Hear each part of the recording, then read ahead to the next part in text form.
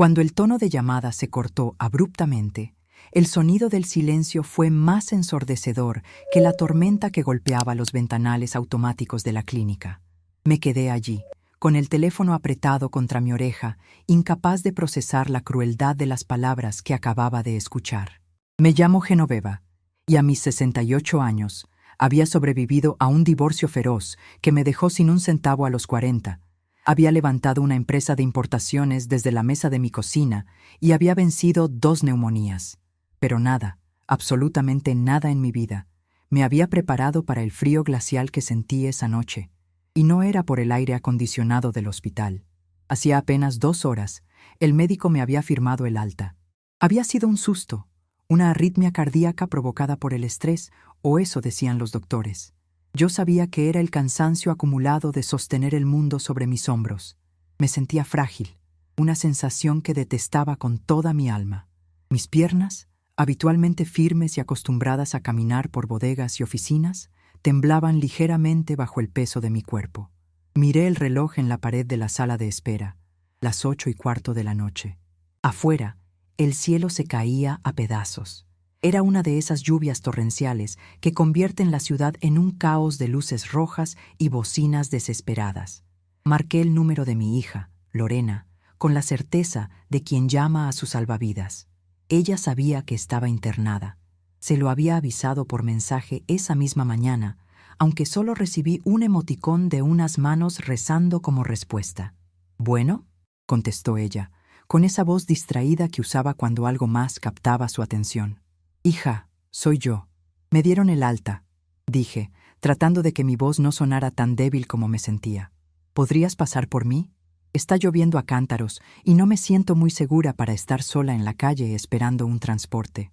Hubo un silencio del otro lado, no un silencio de preocupación, sino de molestia. Escuché el volumen del televisor de fondo, una música dramática de violines que conocía bien.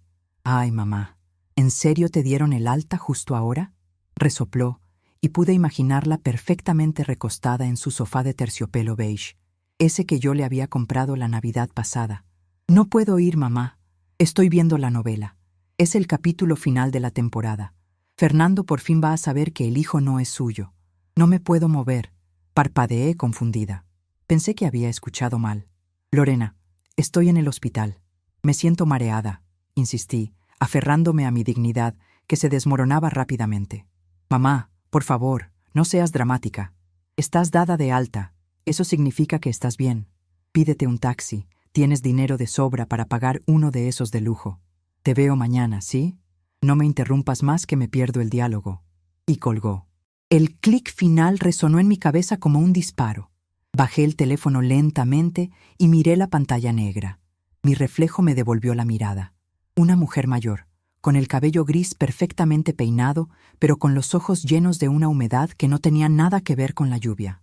Yo no era una viuda desvalida que dependía de la caridad de sus hijos. Era una mujer divorciada, independiente, que había decidido no volver a casarse para dedicar cada minuto y cada peso a esa hija que ahora no podía perderse una escena de ficción para recoger a su madre enferma. Durante años me jacté de mi fortaleza, de no necesitar a un hombre para cambiar una bombilla o para invertir en la bolsa. Pero esa noche, parada en el vestíbulo aséptico con olor a cloro y medicamentos, me sentí la mujer más sola del planeta. Un enfermero joven, de nombre Esteban según su gafete, me observaba desde el mostrador. Debió ver cómo se me desencajaba el rostro, cómo la sangre huía de mis mejillas dejándome pálida como el papel. «Doña Genoveva, ¿se encuentra bien?», preguntó, saliendo de su estación. Era un muchacho robusto, con cara de niño y manos grandes. «Sí, hijo, solo que mi transporte no pudo venir», mentí. La vergüenza me quemaba la garganta. No podía admitir ante un extraño que mi propia hija me había descartado por un programa de televisión. «Está cayendo un diluvio allá afuera». «Venga, yo la ayudo a bajar las escaleras y le conseguimos un taxi seguro», dijo él con una amabilidad que me dolió, porque esa gentileza debía venir de mi propia sangre. Caminamos hacia la salida. El viento frío nos golpeó en cuanto se abrieron las puertas automáticas. El agua rebotaba contra el asfalto con violencia. Esteban abrió un paraguas enorme y me cubrió, descuidándose él mismo, empapándose el hombro de su uniforme blanco. «Espere aquí, bajo el techo, yo paro uno», gritó sobre el ruido de la tormenta. Lo vi correr hacia la avenida, agitando la mano bajo la lluvia. Me abracé a mi bolso de cuero, un regalo que me hice a mí misma cuando cerré mi primer gran contrato internacional. Dentro de ese bolso estaba mi chequera, mis tarjetas, el poder que me había permitido darle a Lorena una vida de reina. Recordé la mensualidad. Ah, la famosa ayuda que se había convertido en una obligación sagrada. Lorena tenía 40 años, estaba sana, tenía un título universitario que yo pagué con sudor y lágrimas, y sin embargo vivía de la asignación que yo le transfería puntualmente el día 5 de cada mes, una suma obscena que le permitía no trabajar, vivir en una zona exclusiva y, aparentemente, tener tiempo libre para ver novelas mientras su madre salía de una crisis cardíaca. «Es para que no pase lo que yo pasé», me decía a mí misma cada vez que firmaba la transferencia. «Es para que sea feliz». Pero la felicidad de Lorena se había construido sobre los cimientos de mi sacrificio y, evidentemente, sobre las ruinas de su respeto hacia mí. Yo no había criado a una hija, había alimentado a un parásito con ropa de marca. Un taxi amarillo se detuvo frente a la rampa. Esteban me hizo señas. Caminé con dificultad, apoyándome en su brazo firme. Me ayudó a entrar al vehículo con un cuidado exquisito, protegiendo mi cabeza del marco de la puerta. «Cuídese mucho, doña Genoveva, y descanse», me dijo con una sonrisa sincera antes de cerrar la puerta. Le di las gracias con un gesto, incapaz de hablar porque el nudo en mi garganta ya era insoportable. El taxi olía a pino sintético y a humedad vieja. El conductor, un hombre mayor con una gorra gastada, me miró por el retrovisor. «¿A dónde la llevo, jefa?» Di mi dirección automáticamente. El coche arrancó y entonces, en la soledad de ese asiento trasero, con la lluvia difuminando las luces de la ciudad en las ventanillas, me rompí. No fue un llanto escandaloso, fue un llanto silencioso, de esos que duelen en el pecho, donde las lágrimas ruedan calientes y saladas hasta la comisura de los labios. Lloré por la niña a la que le trencé el cabello antes de ir a la escuela. Lloré por la joven a la que consolé cuando su primer novio la dejó. Lloré por la mujer adulta a la que le pagué el divorcio y el departamento para que empezara de nuevo. Lloré porque me di cuenta de que yo era la culpable. Yo le había enseñado que mi amor era incondicional, pero también le había enseñado, erróneamente, que mi dinero y mi presencia eran derechos adquiridos, no privilegios. Le había enseñado que yo siempre estaría ahí, sin importar cuán mal me tratara. Pero la Genoveva que entró al hospital no era la misma que salía en ese taxi. Algo había cambiado cuando escuché la excusa de la novela. El dolor en mi pecho ya no era cardíaco, era la muerte de una ilusión. La ilusión de ser amada por quien soy y no por lo que doy. Saqué el teléfono de nuevo. Mis manos ya no temblaban. Ahora estaban firmes, impulsadas por una furia fría y calculadora, esa misma que usaba en los negocios cuando un proveedor intentaba estafarme. Busqué en mis contactos. No llamé a Lorena. No la llamaría nunca más para pedirle nada. Busqué el número de Roberto, mi gerente de cuenta en el banco. Eran casi las 9 de la noche, pero los clientes de mi perfil tenían acceso directo las 24 horas. «¿Aló, señora Genoveva?», contestó Roberto al segundo tono, con esa voz profesional y alerta. «¿Ocurre algo? Es tarde». «Roberto, perdona la hora», dije. Mi voz sonó sorprendentemente dura, metálica, incluso para mis propios oídos. «Necesito que hagas un movimiento urgente en mis cuentas. Ahora mismo». «Claro, dígame. ¿Ha habido algún fraude? ¿Perdió su tarjeta?» Miré por la ventana. Pasábamos frente a un parque donde una madre cubría a su hijo con su propio abrigo para que no se mojara. La imagen me punzó el alma, pero también reafirmó mi decisión. «No, Roberto, no es un fraude. Es una corrección administrativa». Respiré hondo, llenando mis pulmones con el aire viciado del taxi. «Quiero que canceles la orden de transferencia automática programada para la cuenta de Lorena, la de todos los meses. Cancélala definitivamente». Hubo una pausa al otro lado de la línea.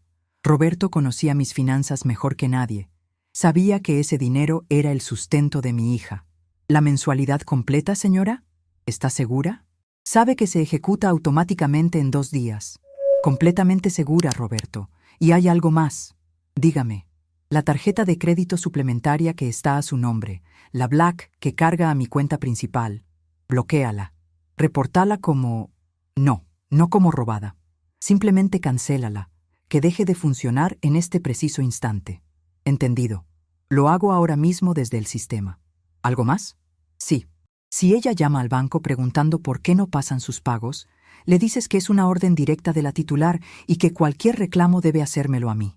No le des explicaciones técnicas. Está hecho, doña Genoveva. ¿Se encuentra usted bien? La noto distinta. Estoy mejor que nunca, Roberto. Gracias. Colgué. El taxi se detuvo en un semáforo en rojo. La lluvia golpeaba con fuerza el techo, un tamborileo constante que parecía aplaudir mi decisión. Me sequé las lágrimas con el pañuelo de tela que siempre llevaba en la manga. Ya no había tristeza en mi rostro, solo quedaban los surcos de la experiencia. Miré mi teléfono una vez más. Ningún mensaje de Lorena.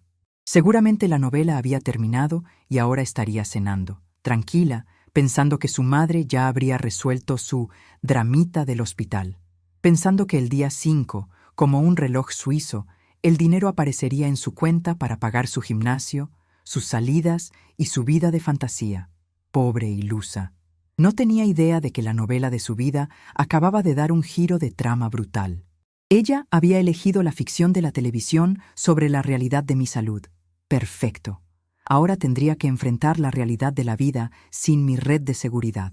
El conductor me miró de nuevo por el espejo. Ya casi llegamos, señora. ¿Está lloviendo muy fuerte para que baje sola? No se preocupe, respondí, y por primera vez en la noche sonreí. Una sonrisa torcida, carente de alegría pero llena de poder. Puedo bajar sola. He hecho todo sola toda mi vida, y parece que así seguirá siendo. Llegamos a mi casa, una casona antigua que había restaurado con mis propias manos tras el divorcio. Pagué al taxista y le di una propina generosa, mucho más de lo que costaba el viaje, solo porque me había traído de vuelta a mi santuario. Entré a la casa. El silencio me recibió, pero esta vez no se sintió como soledad, se sintió como paz. Me quité el abrigo mojado y lo colgué en el perchero. Me dirigí a la cocina y me serví un vaso de agua. Mis manos estaban estables. Mi corazón latía a un ritmo perfecto, rítmico, fuerte. Me senté en mi sillón favorito, ese que miraba hacia el jardín empapado. No encendí la televisión. No necesitaba distracciones. Necesitaba pensar, planear, porque cancelar la mensualidad era solo el primer paso. Lorena había abierto una puerta esa noche con su indiferencia, pero no se había dado cuenta de que al abrirla había despertado a la mujer de negocios implacable que yo había guardado en un cajón para ser una buena madre. Esa madre comprensiva y dadivosa se había quedado en la sala de espera del hospital. La mujer que estaba sentada ahora en la penumbra de la sala, escuchando la lluvia, era Genoveva, la dueña de su propio destino. Y tenía una lección muy importante que impartir, una lección que desgraciadamente llegaba 40 años tarde, pero que llegaría con la fuerza de un huracán. Cerré los ojos y descansé, sabiendo que mañana, cuando el sol saliera y los bancos abrieran, comenzaría la verdadera tormenta para mi hija, y yo estaría allí, con mi paraguas, viendo llover. La mañana siguiente no trajo el arrepentimiento que en el fondo de mi corazón de madre, una parte traicionera de mí esperaba.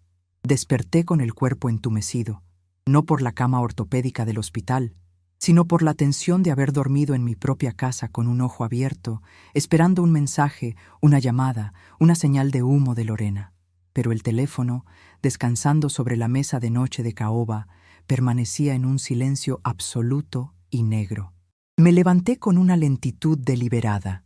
Mis articulaciones crujieron, recordándome los 68 años que cargaba, pero mi mente estaba extrañamente despejada. La niebla de la angustia y el miedo a la muerte que me había acompañado en la ambulancia el día anterior se había disipado, reemplazada por una claridad fría y metálica, similar a la que sentía antes de entrar a una negociación difícil con proveedores chinos o alemanes. Me preparé un café fuerte, sin azúcar. Mientras el aroma amargo llenaba la cocina, miré por la ventana hacia el jardín. La tormenta había pasado, dejando ramas rotas y charcos de lodo. Así estaba mi vida, pensé. Un desastre natural había arrasado con la ficción de familia perfecta que yo misma había inventado, y ahora tocaba limpiar el desastre. No fui a la sala de estar. En su lugar, caminé hacia el final del pasillo, hacia una habitación que llevaba meses cerrada, mi despacho. Giré la llave en la cerradura y el olor a libros viejos y madera encerada me golpeó. Ese era mi santuario. Allí, sentada en ese escritorio de roble macizo que compré en una subasta, había construido mi imperio. Allí había llorado mi divorcio firmando papeles con rabia. Y allí había planeado la expansión de mi empresa cuando todos decían que una mujer sola no podía manejar importaciones de acero. Me senté en la silla giratoria de cuero. El cuero crujió bajo mi peso, un sonido familiar y reconfortante. Era el sonido del poder. «Muy bien, Genoveva», dije en voz alta, y mi voz rebotó en las paredes, llenas de diplomas y reconocimientos. «Vamos a ver cuánto cuesta realmente el amor de tu hija». Encendí la vieja computadora de escritorio, aunque prefería hacer esto a la antigua, con papel y pluma. Abrí el cajón inferior del archivero metálico, donde guardaba los duplicados de los estados de cuenta que el banco me enviaba físicamente por seguridad. Roberto, mi gerente, siempre me decía que usara la banca en línea, pero yo desconfiaba de la nube. Prefería tocar la evidencia. Saqué las carpetas etiquetadas como Lorena, gastos y Lorena, departamento. Pesaban como una lápida. Durante la última década había firmado cheques y autorizado transferencias con una venda en los ojos. Lo hacía por culpa por haber trabajado tanto cuando ella era niña, culpa por el divorcio, culpa por no ser la madre pastelera que ella quería. El dinero era mi forma de pedir perdón. Pero esa mañana, con las gafas de lectura puestas y un bolígrafo rojo en la mano, la venda cayó al suelo. Empecé la auditoría. La primera hoja que revisé fue el estado de cuenta de la tarjeta de crédito Black que había cancelado la noche anterior. Mis ojos se abrieron con incredulidad al recorrer los conceptos. Restaurante L'Etoile, 4.500 cedres. Spa and Wellness Center, 2.800 cedres. Boutique de lujo. Ropa, 12.000 billetes. Suscripción, platino. Gimnasio, 3.500 cedres. La lista seguía. Había cargos en licorerías, en tiendas de electrónica, en salones de belleza canina, para un perro que ni siquiera sabía que ella tenía. Sumé las cantidades con la calculadora de teclas grandes que descansaba sobre el escritorio. La cifra final del último mes era obscena. Era más de lo que ganaban 3 familias trabajadoras juntas en un mes entero. Y yo lo había pagado sin chistar, pensando, pobrecita, necesita distraerse. Sentí una náusea repentina, pero no era física, era moral. Me di cuenta de que no estaba subvencionando necesidades básicas. No le estaba pagando la luz o el gas. Le estaba financiando un estilo de vida de celebridad a una mujer de 40 años que no sabía lo que era ganarse un peso. «Te convertí en un monstruo, hija mía», murmuré, trazando una línea roja y furiosa sobre el total. Y yo fui el doctor Frankenstein. Pero la verdadera revelación, el recurso oculto que había olvidado que poseía, apareció cuando abrí la segunda carpeta, la del departamento. Hacía 15 años, cuando Lorena se independizó, una palabra que ahora me parecía un chiste de mal gusto, yo le compré un ático en una de las zonas más exclusivas de la ciudad. Ella siempre se refirió a ese lugar como su casa. Yo siempre dejé que lo llamara así. Saqué las escrituras originales, amarillentas por el tiempo. Mis manos temblaron ligeramente al desdoblarlas, no por debilidad, sino por la anticipación. Leí las cláusulas legales, esas letras chiquitas que nadie lee, pero que yo, como buena empresaria, siempre memorizaba. Y ahí estaba, la joya de la corona, el arma nuclear que ni siquiera recordaba haber activado. El departamento no estaba a nombre de Lorena. En aquel entonces, mi abogado, un viejo zorro llamado licenciado Bermúdez, me había aconsejado: «Doña Genoveva, uno nunca sabe las vueltas de la vida. Póngalo a su nombre y déselo a ella en comodato. Así, ella vive ahí gratis, pero la propiedad es suya. Si ella se casa con un vividor, no le pueden quitar nada». Yo había aceptado para protegerla de un posible mal marido. Nunca imaginé que tendría que usar ese documento para protegerme de ella. El papel decía claramente: propietaria legítima, Genoveva Almazán. Usufructuario, Lorena Almazán. Cláusula de revocación, inmediata a discreción del propietario. Me llevé la mano a la boca, conteniendo una risa que sonaba más a un sollozo seco. Lorena vivía en una casa que no era suya. Conducía un coche que estaba a nombre de mi empresa. Usaba tarjetas que dependían de mi firma. Ella no tenía nada. Absolutamente nada era suyo. Su independencia era un castillo de naipes construido sobre mi espalda, y yo acababa de soplar. Me recosté en la silla, sintiendo como el poder fluía de nuevo por mis venas, caliente y vigorizante. Durante años fui mansa. Fui la madre gallina que bajaba la cabeza cuando su polluelo picoteaba. Acepté sus desaires, sus «ahora no tengo tiempo», sus «qué anticuada eres, mamá», sus ausencias en mis cumpleaños, sus olvidos en el Día de la Madre. Acepté ser el cajero automático con patas, pero esa mujer mansa había muerto anoche en la banqueta mojada del hospital, bajo el paraguas de un enfermero desconocido. Miré hacia la estantería donde guardaba mis viejos diarios de negocios. Me levanté y tomé uno al azar, el de 1998, el año en que casi pierdo la empresa por una crisis económica brutal. Lo abrí y leí una frase que había escrito en medio de la desesperación de aquella época. Cuando el barco se hunde, se tira la carga innecesaria. La supervivencia no es crueldad, es necesidad. Cerré el libro de golpe. El polvo bailó en el rayo de sol que entraba por la ventana. Lorena era carga innecesaria, no ella como persona. Seguía siendo mi hija y la amaba, sino su dependencia, su ingratitud, su parálisis vital. Si quería salvarla, si quería salvar lo poco que quedaba de nuestra relación antes de que el resentimiento me consumiera por completo, tenía que dejar que se hundiera, tenía que dejar que tocara el fondo para que aprendiera a nadar. El teléfono de la casa sonó en ese instante. El estruendo rompió el silencio monacal del despacho. Lo miré fijamente. No tenía identificador de llamadas en ese aparato antiguo, pero sabía quién era. Mi instinto me lo gritaba. Eran las 10 de la mañana, la hora en que Lorena solía despertar, prepararse su jugo verde y revisar sus compras en línea. La hora en que, seguramente, había intentado usar la tarjeta para pedir su desayuno a domicilio y había sido rechazada. Dejé que sonara. 1, 2, 3 timbrazos. Me imaginé su cara, la confusión inicial, el ceño fruncido. ¿Por qué no pasa? Mamá siempre paga. La irritación creciendo. 4, 5. Extendí la mano, pero no para contestar. Desconecté el cable de la línea telefónica de la pared. El sonido cesó abruptamente. Hoy no, Lorena, dije al aire. Hoy es domingo para mí. Y los domingos la gerencia no atiende quejas. Volví a mi escritorio y tomé una hoja de papel membretado. Ese papel grueso y elegante, con mis iniciales grabadas en dorado, que solía usar para cartas formales a embajadas o socios comerciales. Destapé mi pluma fuente, una Montblanc que me regalé al cumplir 50 años.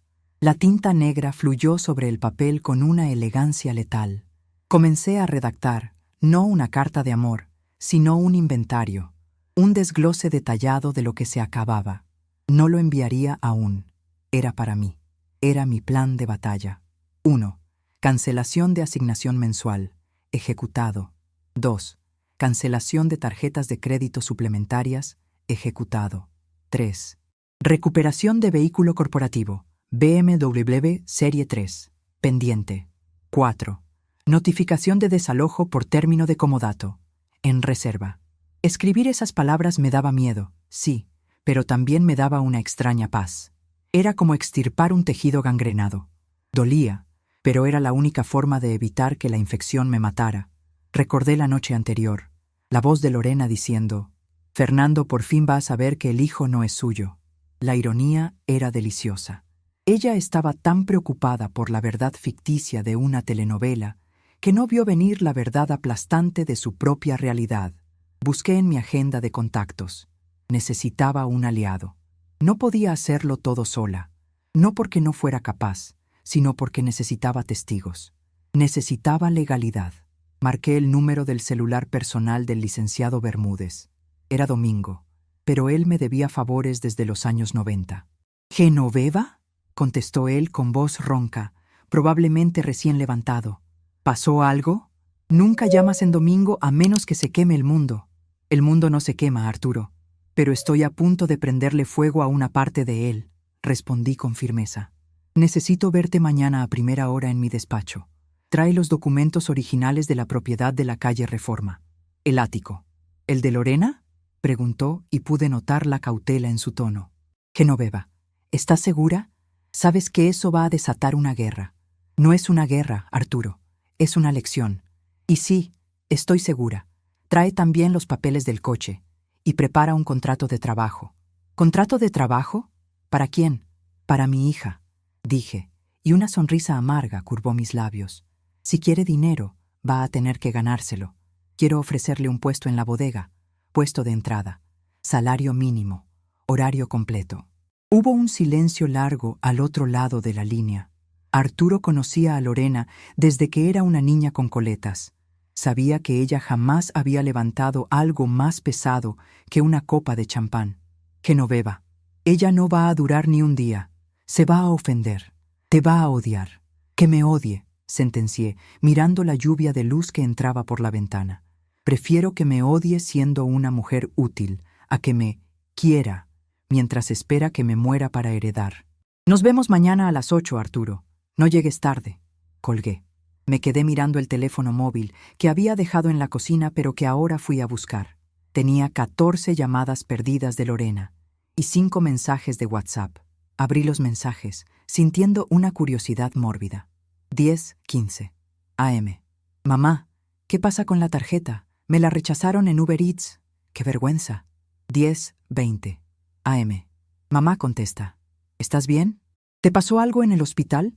Ah, ahora sí le importaba el hospital cuando el dinero fallaba. 10:45 AM. Llamé al banco y me dicen que tú cancelaste todo. ¿Es una broma? No tiene gracia. 11 sí AM.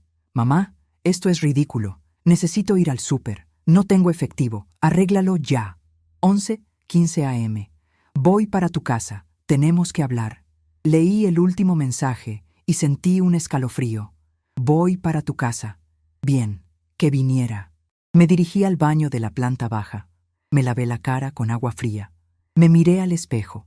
Las ojeras seguían ahí, pero mis ojos brillaban con una determinación feroz. Me arreglé el cabello, me puse un poco de lápiz labial color terracota y cambié mi bata de dormir por un conjunto de pantalón y blusa de seda, elegante pero cómodo. Me puse mis perlas. No iba a recibirla en pijama. No iba a recibirla como una anciana enferma.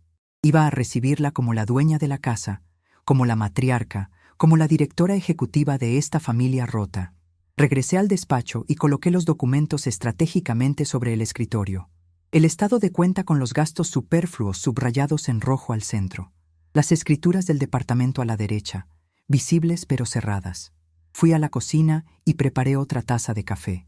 Mientras esperaba, escuché el sonido de un motor afuera. No era un taxi. Era el motor suave del BMW que yo pagaba. Escuché el portazo.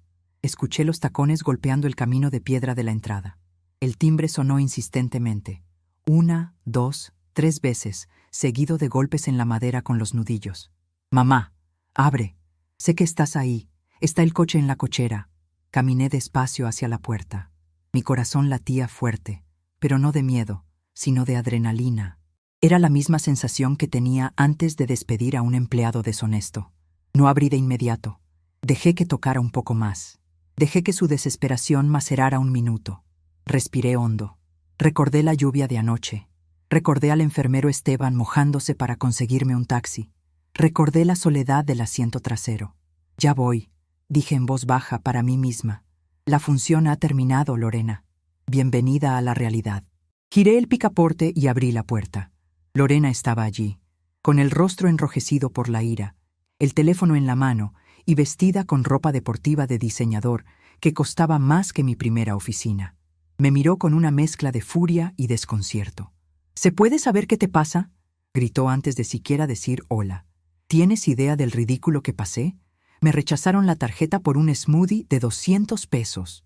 Me mantuve en el umbral, bloqueando la entrada con mi cuerpo. No me moví. No le ofrecí pasar.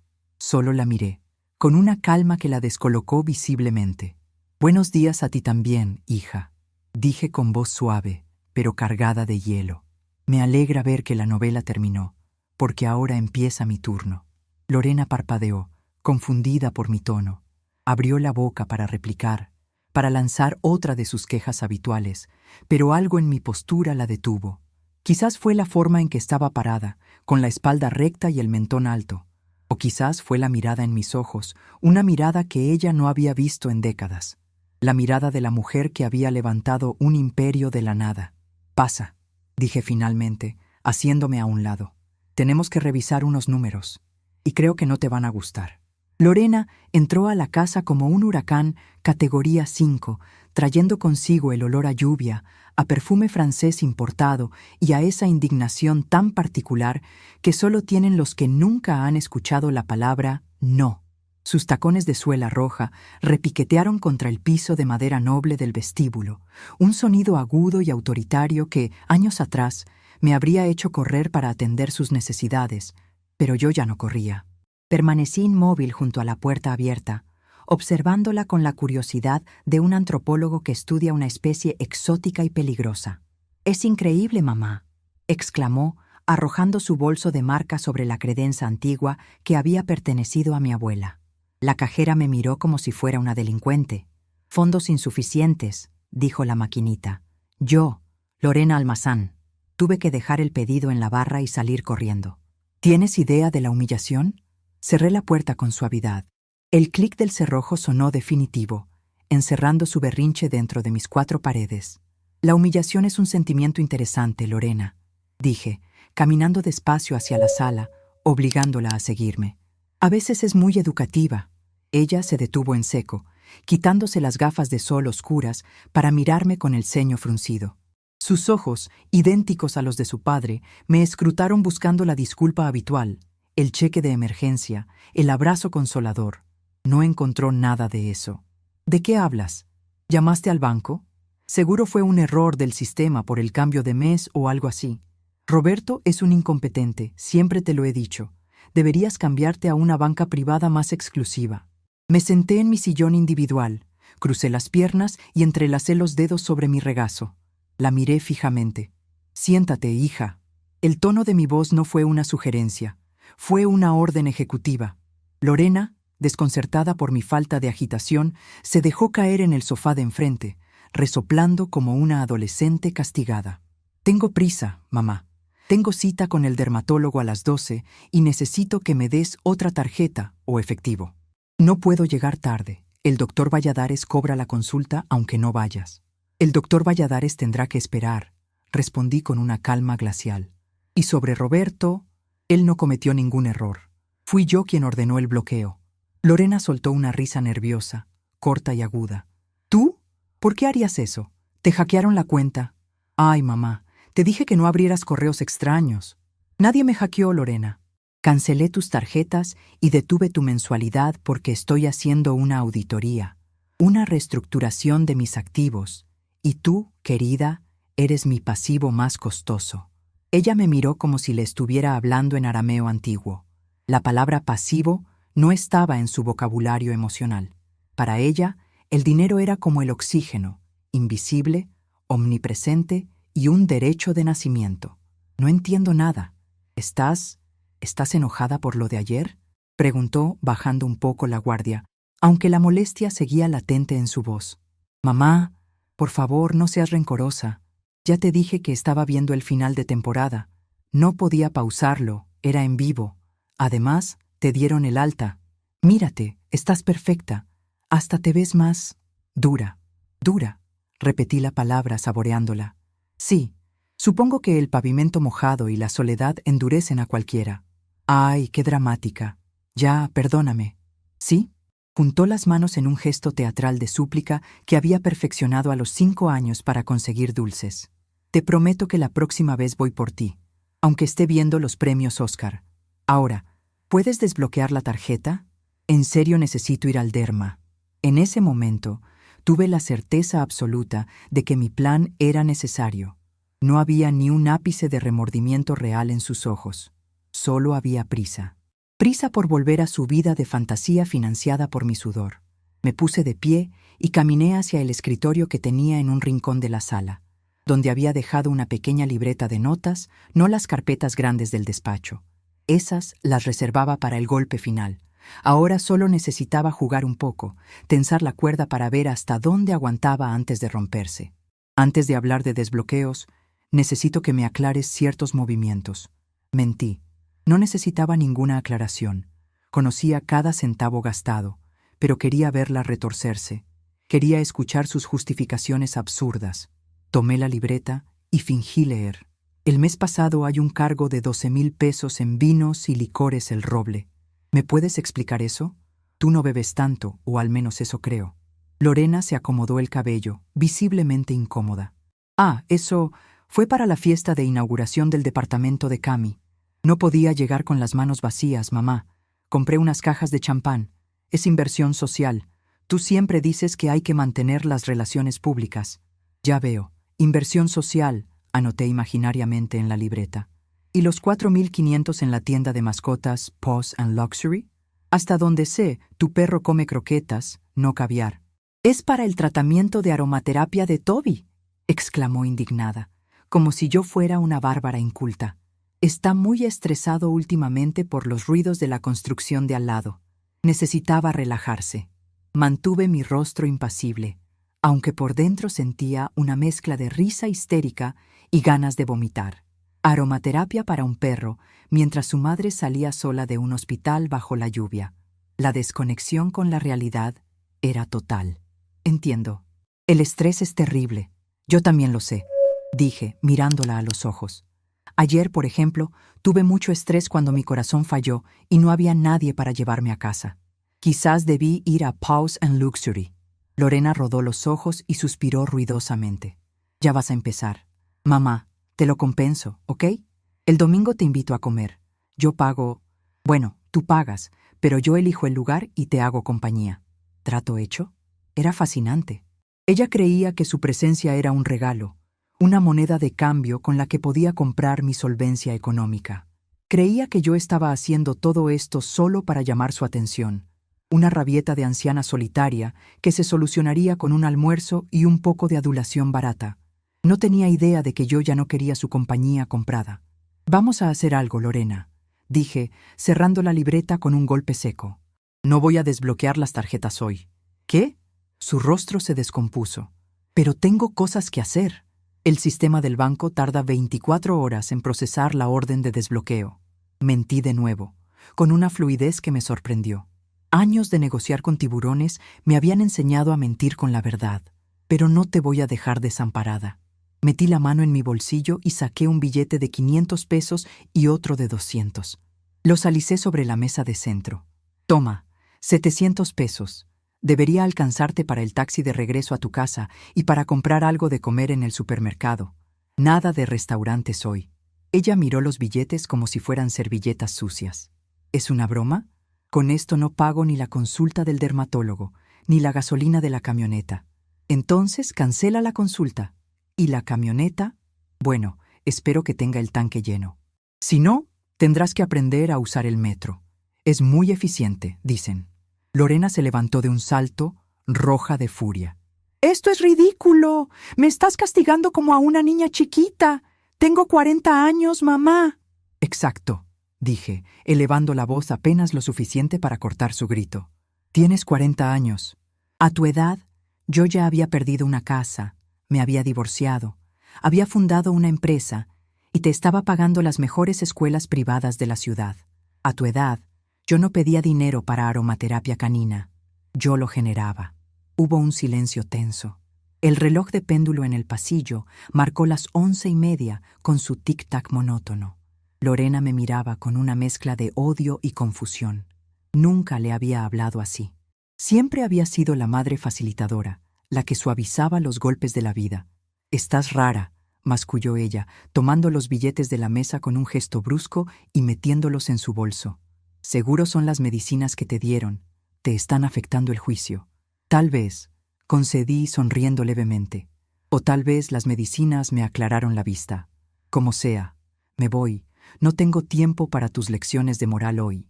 Mañana arreglas esto con el banco, ¿oíste?» No puedo estar así. Tengo compromisos. Caminó hacia la puerta, taconeando con fuerza. Antes de salir, se giró. Ah, y para que sepas, la novela estuvo buenísima. Fernando sí es el papá. Al final todo se arregla. Siempre se arregla. Y salió azotando la puerta.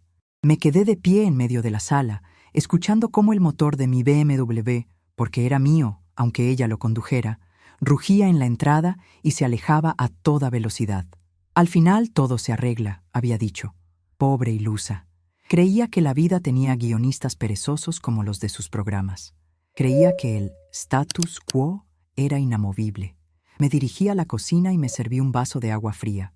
Mis manos no temblaban. Me sentía extrañamente vigorizada, como si me hubiera quitado un corsé que me apretó durante décadas.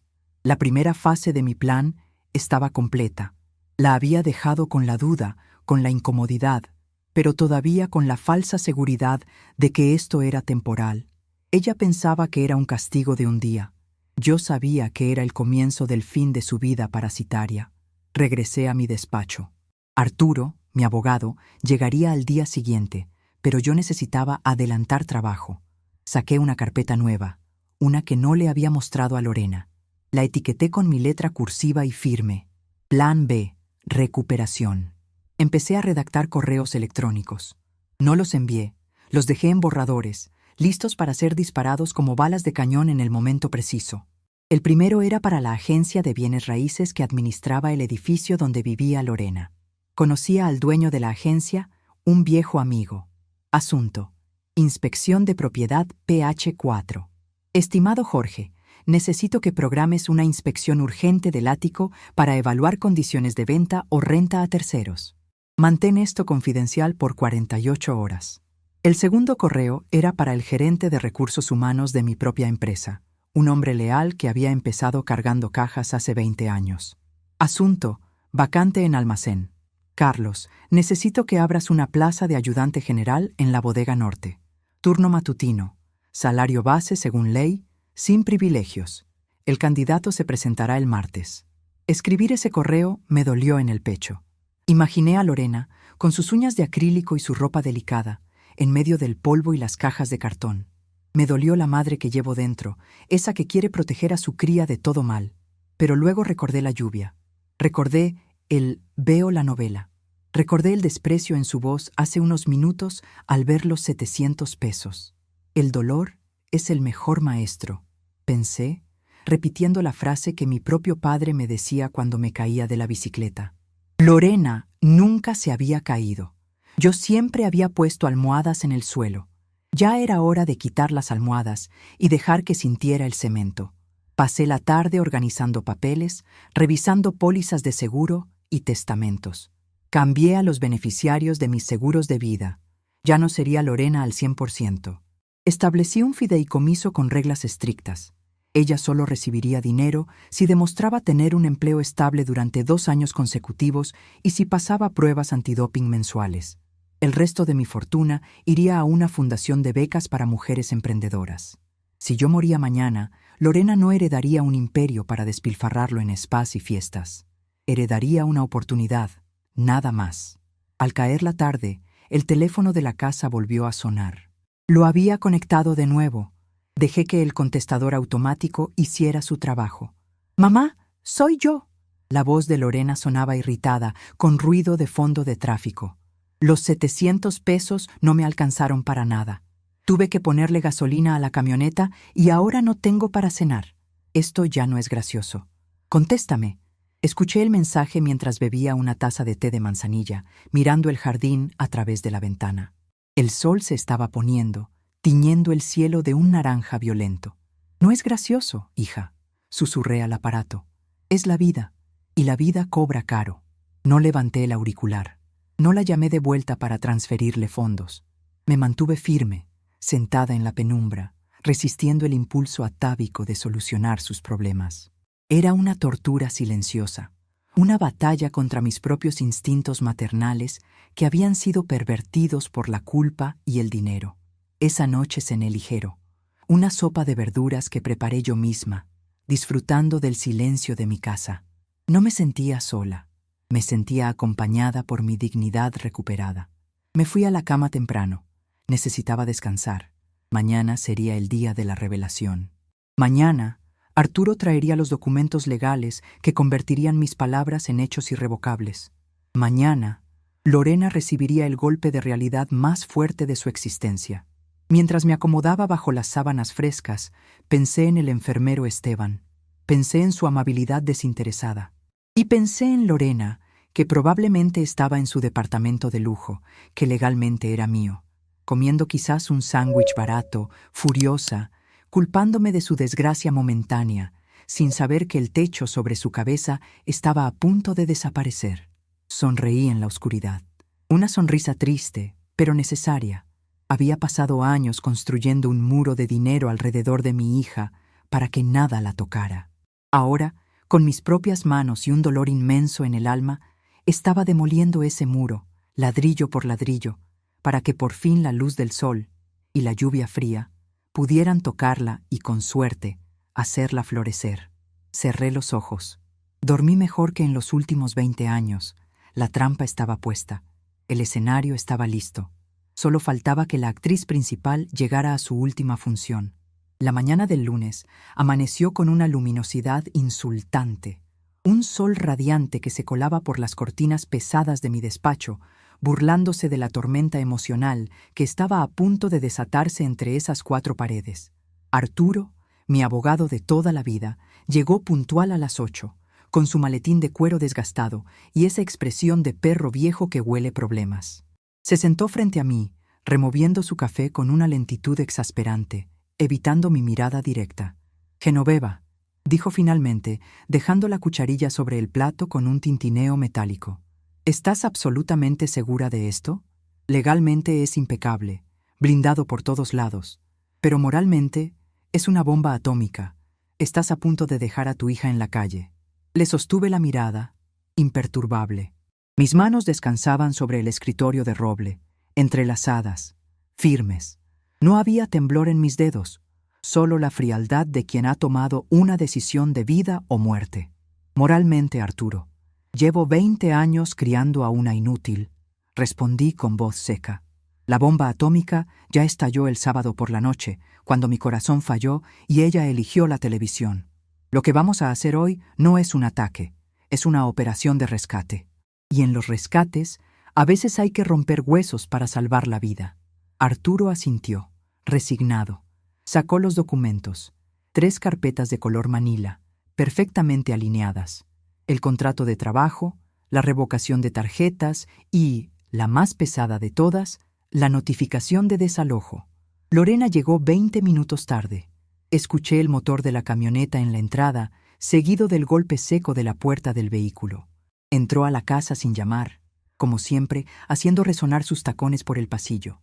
Traía puestas unas gafas de sol enormes, probablemente para ocultar las ojeras de una noche sin aire acondicionado o sin cenas gourmet, y vestía un conjunto deportivo que costaba más que el salario mensual de mis empleados. Irrumpió en el despacho con la arrogancia de quien entra a reclamar un trono que cree suyo por derecho divino. Al ver a Arturo, se detuvo en seco. Se quitó las gafas con un gesto teatral y frunció el ceño. «¿Arturo? ¿Qué haces aquí tan temprano?», preguntó, mirándome luego a mí con recelo. «Mamá, te dije que vendría a desayunar y a recoger las tarjetas nuevas. No sabía que tenías reunión. ¿Me espero afuera o esto va a ser rápido?» «Siéntate, Lorena», ordené, señalando la silla de cuero vacía junto al abogado. No hubo calidez en mi voz, ni el tono conciliador de mamita que solía usar. Fue el tono que usaba con los proveedores que intentaban venderme mercancía defectuosa. Ella resopló, molestia evidente en la comisura de sus labios, pero obedeció. Se dejó caer en la silla, cruzando las piernas y mirando el reloj. «Tengo prisa, en serio. El gimnasio me va a cobrar recargo si no llego a la clase de pilates. A ver, ¿cuál es el problema con el banco?» «Arturo, dile a mi madre que deje de jugar a la detective financiera». Arturo carraspeó, incómodo, y abrió la primera carpeta. «Lorena, tu madre me ha pedido que te comunique formalmente una reestructuración de sus activos y pasivos familiares». «¿En español?», interrumpió ella, rodando los ojos. «En español», intervine yo, inclinándome hacia adelante. significa que se acabó, Lorena. El grifo se cerró, para siempre. Lorena soltó una risita nerviosa, una burbuja de incredulidad que estalló en el silencio tenso de la habitación. Ay, mamá, por favor, ya entendí el punto. Estás dolida por lo del hospital. Te pido perdón, ¿sí? Te compro unas flores, te llevo a comer. Cuando me desbloquees la cuenta, claro. Pero ya deja el drama. No es drama, es realidad financiera, dije, y empujé la primera hoja hacia ella. A partir de este momento, tu asignación mensual de 50,000 pesos queda cancelada. Las tarjetas de crédito suplementarias, American Express y Visa, han sido dadas de baja. El seguro de gastos médicos mayores seguirá vigente hasta fin de año, solo porque no quiero que te mueras si te enfermas, pero el deducible correrá por tu cuenta. Lorena miró el papel, luego a mí, y su sonrisa se desvaneció lentamente, reemplazada por una mueca de confusión genuina. ¿Estás hablando en serio? ¿De qué voy a vivir? No tengo ahorros. Tú me dijiste que no me preocupara por ahorrar, que invirtiera en mi imagen. Dije que invirtieras en ti misma, en tu educación, en tu futuro. Tú entendiste bolsos y zapatos. Pero no te preocupes, no te voy a dejar sin opciones. Hice una señal a Arturo. Él deslizó la segunda carpeta. Aquí tienes una solución, dije con calma. Es un contrato laboral. Puesto: auxiliar de logística en la bodega norte. Horario: lunes a sábado, de 7:00 m a 4:00 p.m. Sueldo: 8,000 pesos mensuales más prestaciones de ley. Incluye vales de despensa. Lorena tomó el contrato como si fuera un pañuelo infectado. Leyó el encabezado y sus ojos se abrieron desmesuradamente. Su rostro pasó del rojo de la indignación al blanco pálido de la ofensa mortal. ¿Auxiliar de bodega?, balbuceó con la voz estrangulada. ¿Me estás ofreciendo trabajo de cargadora? Tengo una licenciatura en Relaciones Internacionales, mamá. Soy tu hija. Una licenciatura que no has ejercido en 15 años, repliqué implacable. Y en mi empresa, todos empiezan desde abajo. Yo empecé cargando cajas. Si quieres dinero, te lo vas a ganar con el sudor de tu frente, no con el mío. Firma ahí, y mañana te presentas con botas de seguridad.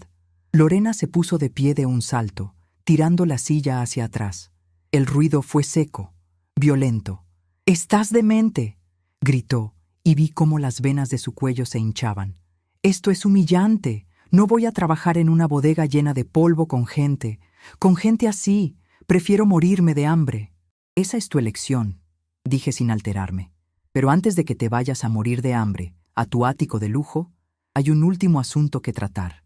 Arturo, visiblemente pálido, abrió la tercera carpeta. Era la definitiva, la nuclear. «Siéntate, Lorena», dijo Arturo con voz suave. «Por favor». «No me voy a sentar. Me voy a mi casa. Y no me busques, mamá, porque no me vas a encontrar hasta que se te pase esta locura senil». «No tienes casa», dije. Las 3 palabras quedaron suspendidas en el aire, pesadas como piedras. Lorena se detuvo a medio camino de la puerta, girándose lentamente. Su expresión era una mezcla de furia y miedo repentino. «¿Qué dijiste?» «Dije que no tienes casa. El departamento de la calle Reforma, el PH4, nunca fue tuyo». «Claro que es mío. Tú me lo regalaste cuando cumplí 25. Yo elegí los muebles, yo pinté las paredes. Yo pagué los muebles y yo pagué la pintura», corregí, levantando las escrituras originales. «Y legalmente, la propiedad está a mi nombre. Tú solo tenías un contrato de comodato, un préstamo de uso gratuito. Y esta mañana, ante notario, he revocado ese contrato». Lorena caminó hacia el escritorio, tambaleándose un poco, como si el suelo se hubiera vuelto líquido bajo sus pies. Arrebató el documento de las manos de Arturo y leyó frenéticamente. Sus ojos saltaban de línea en línea, buscando una mentira, un error, algo que la salvara. No encontró nada. «Revocación inmediata por causa de ingratitud y necesidad del propietario», leyó en voz baja, y su voz se quebró en la última sílaba. «¿Ingratitud? Mamá, ¿me estás quitando mi casa porque no fui por ti al hospital?» «No», respondí, poniéndome de pie para enfrentarla a su misma altura. Me sentí gigante, poderosa, aunque por dentro mi corazón de madre sangraba. «Te estoy quitando la casa porque la convertiste en una cueva de la que no sales para enfrentar la vida. Te la quito porque mientras tú tienes un techo de 10 millones de pesos asegurado, no eres capaz de valorar ni un viaje en taxi bajo la lluvia. Lorena dejó caer los papeles. Sus manos empezaron a temblar incontrolablemente. La arrogancia, esa coraza de marca que la protegía, se desintegró en segundos. Vi a la niña asustada, a la adolescente caprichosa y finalmente a la mujer adulta aterrorizada que nunca había tenido que resolver un problema real. «No puedes hacerme esto», susurró, y las lágrimas empezaron a brotar, no las lágrimas manipuladoras de siempre, sino lágrimas de pánico puro. ¿A dónde voy a ir? No tengo dinero, no tengo a nadie, mis amigas. Ellas no me van a recibir si no tengo nada. «Tienes 30 días», dije, mirando el calendario en la pared. «Tienes un mes para desalojar. Puedes vender tus muebles, tu ropa, tus joyas. Con eso tendrás suficiente para rentar algo modesto y empezar de nuevo. O puedes aceptar el trabajo en la bodega. Si aceptas el trabajo, te permitiré quedarte en el departamento 6 meses más, pagando una renta simbólica». «Mamá, por favor», gritó y se abalanzó sobre el escritorio, agarrando mis manos. Sus dedos estaban fríos, pegajosos. «Perdóname, te juro que no vuelvo a ver una novela en mi vida. Voy a cuidarte, voy a ser la mejor hija. Pero no me quites mi casa, no me hagas trabajar de obrera. Me van a comer viva». La miré a los ojos, esos ojos maquillados que ahora eran un desastre de rímel corrido. Sentí su desesperación, su miedo visceral a perder el estatus, a ser nadie. Y me dolió. Dios sabe cuánto me dolió. Quise abrazarla, decirle que era una broma cruel, firmar un cheque y mandarla a su spa. Pero recordé al enfermero Esteban. Recordé la soledad. Recordé que yo no iba a ser eterna. Si yo moría hoy, Lorena terminaría en la calle en menos de un año, devorada por las deudas y los estafadores. Tenía que ser el villano de su historia hoy, para que ella pudiera ser la heroína de su propia vida mañana. Solté sus manos con suavidad, pero con firmeza, y me aparté. «No se trata de la novela, Lorena. Se trata de tu vida. Tienes 40 años y eres una niña. Y yo ya estoy muy vieja para criar niños». Ella se quedó paralizada, con las manos extendidas hacia el vacío. Su respiración era agitada, entrecortada por sollozos ahogados. Arturo miraba el suelo, incapaz de presenciar la demolición del ego de mi hija. «Pero, ¿y el coche?», preguntó ella con un hilo de voz, aferrándose a lo último que le quedaba. «El BMW es de la empresa», respondí, implacable. «Si no aceptas el puesto en la bodega, tienes que entregar las llaves hoy mismo. Si aceptas el trabajo, puedes usarlo para ir y venir, pero la gasolina corre por tu cuenta». Lorena me miró con una mezcla de odio puro y terror absoluto. Fue una mirada que nunca olvidaré, una mirada que decía: «Eres un monstruo. Te odio», susurró. Fue un sonido visceral, cargado de veneno. «Eres una vieja amargada y vengativa. Ojalá te hubieras muerto en ese hospital». El golpe fue brutal. Sentí como si me hubieran dado una bofetada física. Arturo se levantó de golpe, indignado, pero levanté una mano para detenerlo. No bajé la mirada. No retrocedí. Absorbí su odio, lo dejé entrar y lo transformé en combustible. «Tal vez», dije con una calma que me sorprendió incluso a mí. «Pero estoy viva. Y tú estás quebrada. Tienes 30 días, Lorena. El reloj corre». Ella me sostuvo la mirada un segundo más, intentando encontrar una grieta en mi armadura. Al no hallar ninguna, soltó un grito de frustración, agarró su bolso y salió corriendo del despacho. Escuché sus tacones tropezando en el pasillo, el portazo de la entrada principal y, segundos después, el rugido del motor del coche alejándose a toda velocidad. El silencio volvió a adueñarse de la habitación. Un silencio denso, pesado, cargado de polvo y consecuencias. Me dejé caer en mi silla, sintiendo cómo la adrenalina abandonaba mi cuerpo, dejándome exhausta, con los huesos doliéndome más que nunca. Arturo suspiró profundamente y cerró las carpetas. «Eres la mujer más dura que he conocido, Genoveva», dijo en voz baja, con un tono que oscilaba entre el horror y la admiración. «Ojalá te hubieras muerto. Dios mío, ¿estás bien?» Miré por la ventana. El sol seguía brillando, indiferente a mi tragedia doméstica. Un pájaro se posó en la rama del roble del jardín, cantando alegremente. «Estoy bien, Arturo. Mentí, aunque una lágrima solitaria, traicionera, rodó por mi mejilla. Ella dijo lo que sentía, y yo hice lo que debía. Ahora solo queda esperar a ver si el árbol que planté torcido se endereza o se rompe con el viento. ¿Y si se rompe?, preguntó él, guardando los documentos en su maletín. Entonces, sabré que fallé hace 40 años, no hoy, respondí, secándome la lágrima con el dorso de la mano. Pero por primera vez en mi vida, Arturo, no soy su cajero automático. Soy su madre, y las madres enseñan a sobrevivir, aunque la lección duela como el infierno.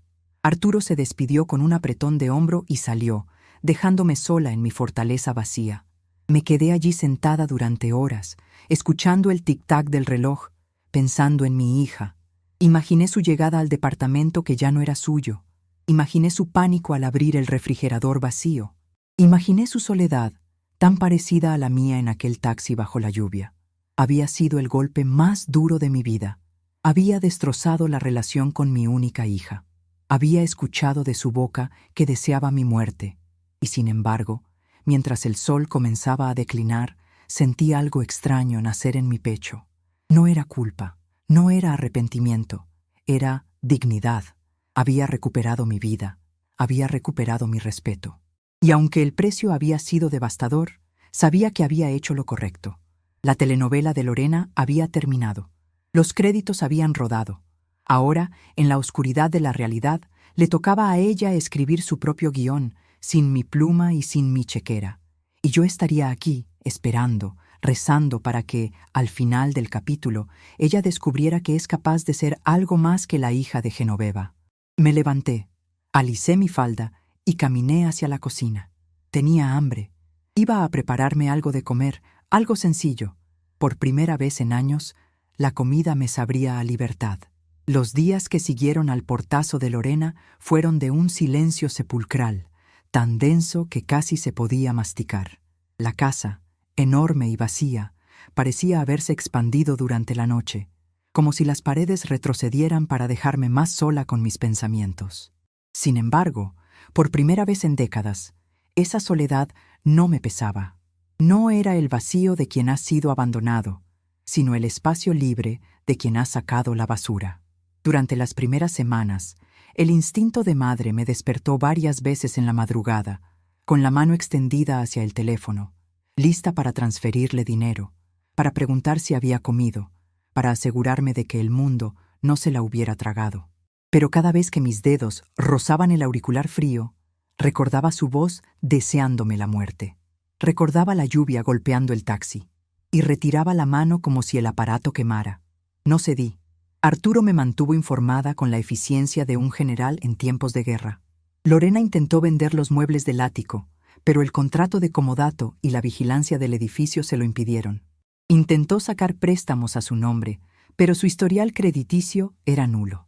Para los bancos, ella no existía sin mi firma. Sus amigas, esas mujeres de sociedad que bebían su champán y reían sus chistes, desaparecieron en cuanto supieron que la tarjeta Black estaba cancelada. Al llegar el día 30, el plazo fatal del desalojo, no hubo resistencia. Arturo me contó que Lorena salió del edificio con 2 maletas grandes y una caja de cartón.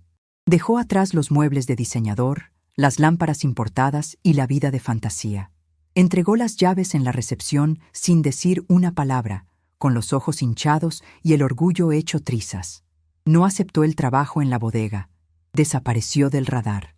Arturo me dijo que se había ido a quedar al sofá de una excompañera de la universidad a la que no veía hace años, en un barrio de clase media en las afueras. Esa noche, sentada en mi jardín con una copa de vino tinto, lloré. Lloré por la niña que dormía en un sofá ajeno, pero también brindé por la mujer que, por primera vez, estaba durmiendo en una cama que la realidad le había procurado, aunque fuera prestada y dura. Sabía que el hambre es un maestro cruel, pero es el único que nunca miente. Pasaron 3 meses. 3 meses en los que me dediqué a reconstruirme. Volví a nadar, algo que había dejado por falta de tiempo. Retomé mis clases de francés y busqué a Esteban, el enfermero que me ayudó aquella noche fatídica. No para que me cuidara, sino para agradecerle. Le pagué un curso de especialización en geriatría que él deseaba. Ver su gratitud genuina sus ojos llenos de lágrimas por una ayuda que no exigía nada a cambio. Me confirmó lo enferma que había estado mi relación con mi propia hija. Entonces, una tarde de martes, recibí la llamada que tanto temía y esperaba. Era Carlos, el gerente de la bodega norte. «Doña Genoveva», dijo con voz cautelosa, «tengo a alguien aquí en la oficina de personal. Dice que tiene una oferta de trabajo pendiente». Mi corazón dio un vuelco violento contra mis costillas. «¿Quién es Carlos?» Es su hija, señora, pero casi no la reconozco. Está muy delgada y trae puesta ropa de... ropa de tianguis». Cerré los ojos y respiré hondo. El aire entró limpio en mis pulmones. «Trátala como a cualquier otro aspirante, Carlos», instruí con voz firme, aunque por dentro temblaba. «Si cumple con los requisitos físicos y pasa el examen médico, contrátala. Mismo sueldo base, mismas reglas. Si llega un minuto tarde, le descuentas el día. ¿Entendido?» «Entendido, jefa. Pero, ¿no quiere hablar con ella?» «No. Ella no está ahí para hablar con su madre. Está ahí para hablar con su empleador». Lorena aceptó el trabajo. Durante los siguientes 6 meses, mi vida se convirtió en una especie de espionaje silencioso. Carlos me enviaba reportes semanales, no por favoritismo, sino porque yo necesitaba saber que ella seguía viva. Los primeros reportes fueron brutales. Llegó tarde 2 veces, se le aplicó sanción. Se quejó del calor en el almacén. Rompió una caja de cerámica por no usar los guantes adecuados. Se le descontó de la nómina. Cada reporte era una puñalada, pero yo me mantuve firme. No intervine. No suavicé el golpe. Dejé que el sistema la masticara. Pero al 4.º mes, los reportes cambiaron. Llega 15 minutos antes para preparar su ruta. Ha dejado de quejarse. Ayudó a un compañero nuevo a entender el sistema de inventarios. Y entonces llegó el reporte que me hizo sonreír por primera vez en casi un año. Ha solicitado horas extras para poder pagar la renta de un cuarto propio cerca de la bodega. Mi hija, la princesa del ático en Reforma, estaba viviendo en un cuarto cerca de la zona industrial y pidiendo horas extras. Algo se había roto dentro de ella, sí, pero lo que estaba creciendo en las grietas era algo mucho más fuerte que el orgullo. Era dignidad. Decidí que era tiempo. No la llamé. Simplemente fui a la bodega un viernes por la tarde, justo a la hora de la salida. Estacioné mi coche lejos, para no intimidar, y esperé de pie junto al portón de salida de los empleados. El sol caía a plomo, iluminando el polvo que flotaba en el aire. Los trabajadores empezaron a salir, riendo, cansados, con las manos sucias y las frentes brillantes de sudor. Y entre ellos, la vi. Llevaba el cabello recogido en una coleta desordenada, sin rastro de peluquería. Vestía jeans gastados, botas de seguridad con punta de acero y una camiseta gris con el logo de mi empresa. No llevaba maquillaje. Se veía mayor, más desgastada, pero caminaba con una firmeza que nunca le había visto sobre sus tacones de suela roja. Me vio. Se detuvo en seco a unos metros de mí. Sus compañeros pasaron a su lado, saludándola con un «¡Nos vemos, Lore!» y ella asintió distraídamente, sin quitarme la vista de encima. Hubo un momento de tensión eléctrica. Busqué en su rostro el odio de aquella última mañana en mi despacho. Busqué el resentimiento, pero lo que encontré fue cansancio y una extraña serenidad. «Hola, mamá», dijo. Su voz sonaba diferente, más grave, menos chillona. «Hola, hija», respondí, manteniendo las manos en los bolsillos de mi abrigo para que no viera que me sudaban. «¿Tienes hambre?» Lorena miró sus botas sucias y luego me miró a los ojos. «Tengo mucha hambre, pero no tengo dinero para ir a donde tú vas. Y hoy es viernes, día de paga, pero tengo que apartarlo de la renta». «No importa», dije. «Conozco un lugar cerca de aquí. Tacos de canasta. Son buenos». Una sombra de sonrisa, irónica y triste, cruzó su rostro. «Tacos de canasta. Vaya cambio». Fuimos a un puesto callejero. Nos sentamos en bancos de plástico, rodeadas del ruido de la calle y el olor a salsa verde. Yo, con mi traje de seda. Ella, con su ropa de trabajo llena de polvo. La gente nos miraba, pero no me importó. Comimos en silencio durante unos minutos. Ella devoró 3 tacos con un apetito voraz, real. No ese picoteo melindroso que solía hacer ante platos de langosta. Carlos dice que eres buena con los inventarios. Rompí el hielo, limpiándome la boca con una servilleta de papel. Es pura lógica, dijo ella, encogiéndose de hombros. Y es aburrido, pero paga las cuentas. ¿Me odias? La pregunta salió de mi boca antes de que pudiera detenerla. Lorena dejó su refresco sobre la mesa de metal. Me miró fijamente y vi en sus ojos una profundidad nueva, una madurez forjada a golpes. Te odié, admitió sin rodeos. Te odié cuando me rechazaron en el albergue de mujeres. Te odié cuando tuve que vender mis joyas en una casa de empeño por una miseria.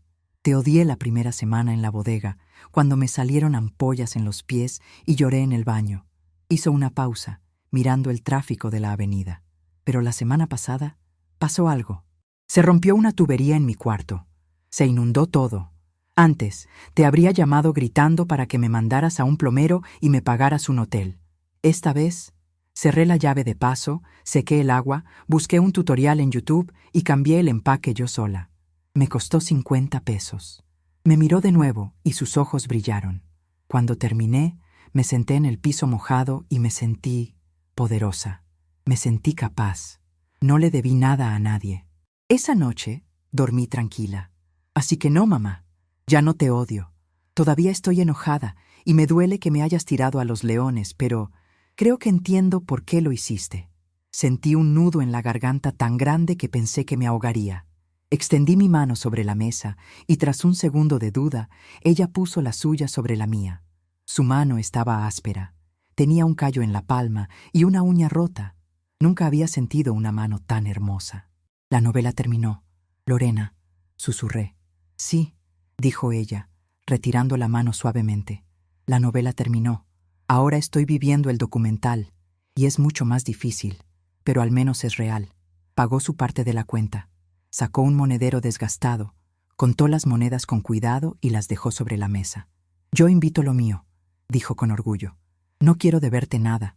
Está bien, acepté, guardando mi billete. Gracias por la compañía.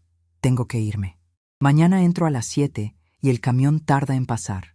Se levantó, se ajustó la mochila al hombro y me dio un beso rápido en la mejilla.